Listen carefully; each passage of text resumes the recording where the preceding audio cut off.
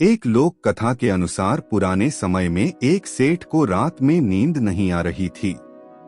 उसके पास बहुत धन था, घर परिवार सुखी था, लेकिन उसे बेचैनी हो रही थी। उस समय घर में वह अकेला था। पूरा परिवार अन्य रिश्तेदारों के यहाँ गया हुआ था। रात के 2:30 बज चुके थे, लेकिन उसका मन शांत नहीं हो रहा था। सेठ ने सोचा कि घर के पास स्थित मंदिर तक घूम आता हूँ, शायद भगवान के दर्शन से मन शांत हो जाए। कुछ ही देर में वह मंदिर तक पहुंच गया। जब सेठ मंदिर के अंदर पहुंचा तो उसने देखा कि एक बूढ़ा आदमी भगवान के सामने बैठकर रो रहा है। सेठ उसके पास गया और उससे पूछा कि बाबा, आप कौन हो और रो क्यों रहे हो? बूढ़े आदमी ने कहा कि सेठ जी, मैं बहुत गरीब इंसान हूँ। मेरी पत्नी बीमार है और अस्पताल में भर्ती है। उसके इलाज के लिए मेरे पास पैसा नहीं है। अगर डॉक्टर को पैसा नहीं दिया तो वह मेरी पत्नी का ऑपरेशन नहीं करेगा। समझ नहीं आ रहा है पैसों की व्यवस्था कैसे होगी। सेठ ने कहा कि चिंता मत करो, तुम्हारी पत्नी का इलाज मैं करवा दूंगा। सेठ ने तुरंत ही अपनी जेब से सारे पैसे निकालकर उस बूढ़े व्यक्ति को दे दिए।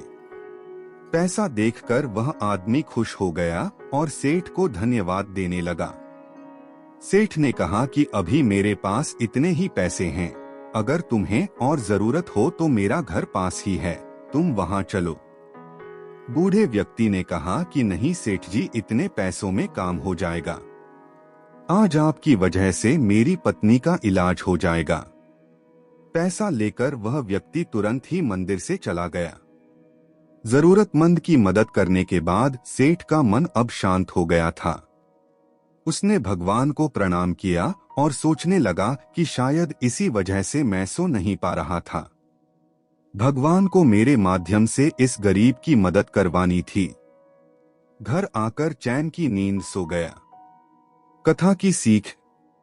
इस छोटी सी कथा की सीख यह है कि जो लोग भगवान पर भरोसा करते हैं उनकी सभी परेशानियां दूर हो सकती हैं। जब एक दरवाजा बंद होता है तो भगवान दूसरा दरवाजा खोल देता है। बस हमें हिम्मत नहीं हारना चाहिए। धैर्य बनाए रखें और ईमानदारी से अपना काम करते रहना चाहिए। भगवान किसी न किसी रूप में हमारी मदद जरूर करते हैं।